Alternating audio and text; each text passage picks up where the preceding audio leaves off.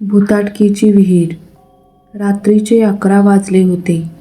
मुसळधार पाऊस पडत होता. संगमवाडी नावाच्या छोट्याशा गावात एक जुनी विहीर होती. गावातील प्रत्येकजण त्या विहिरीपासून दूर राहायचा. गावात अशी आख्यायिका होती की ज्या व्यक्तीने मध्यरात्री त्या विहिरीत डोकावलं त्याला स्वतःचा मृत्यू दिसायचा. एके दिवशी 4 मित्र रोहित, समीर, अमोल आणि निलेश यांनी ही गोष्ट खोटी असल्याचं सिद्ध करण्याचं ठरवलं. आज रात्री 12 वाजता आपण विहिरीकडे जाऊ, रोहित म्हणाला. रात्री 12 वाजता चौघेही टॉर्च घेऊन विहिरीजवळ पोहोचले. आजूबाजूला भयानक शांतता होती. फक्त वाऱ्याचा आवाज आणि झाडांची सळसळ ऐकू येत होती. समीरने टॉर्चचा प्रकाश विहिरीत टाकला, पण पाणी दिसत नव्हतं. त्याऐवजी त्याला एक काळी सावली दिसली. अरे, खाली कोण उभं आहे? तो घाबरत म्हणाला. सगळ्यांनी विहिरीत डोकावलं. खाली एक पांढऱ्या साडीतील बाई उभी होती.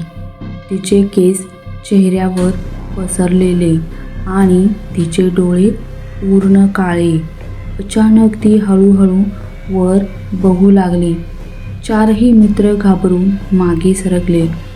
तेवढ्यात विहिरीतून एका स्त्रीचा आवाज आला. कोण आलंय माझ्याकडे?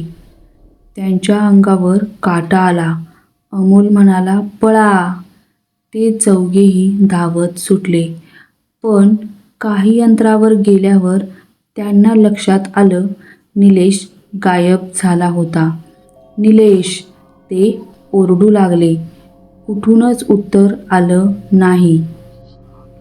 शेवटी ते पुन्हा विहिरीकडे आले आणि जे दृश्य त्यांनी पाहिलं ते पाहून त्यांच्या पायाखालची जमीन सरकली.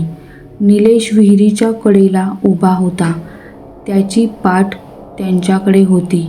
निलेश, रोहित ओरडला. तो हळूहळू मागे वळाला, पण तो निलेश नव्हताच. त्याचा चेहरा पूर्ण काळा झाला होता.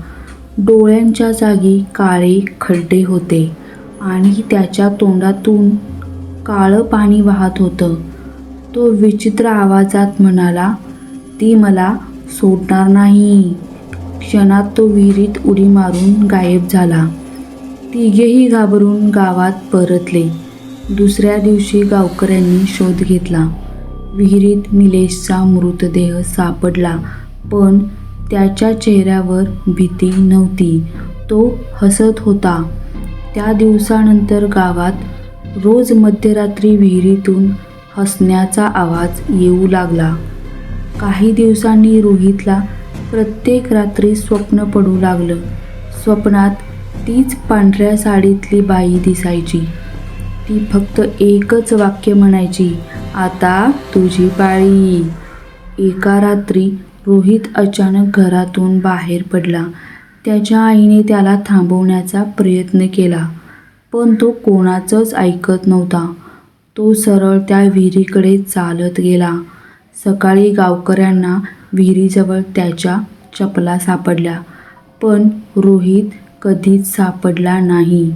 आजही संगमवाडीच्या त्या जुन्या विहिरीजवळ रात्री 12 वाजता गेलात तर कोणीतरी तुमचं नाव घेऊन हळू आवाजात हाक मारतं आणि जर तुम्ही त्या आवाजाला उत्तर दिलंत तर पुढच्या दिवशी तुमचा फक्त फोटोच उरतो.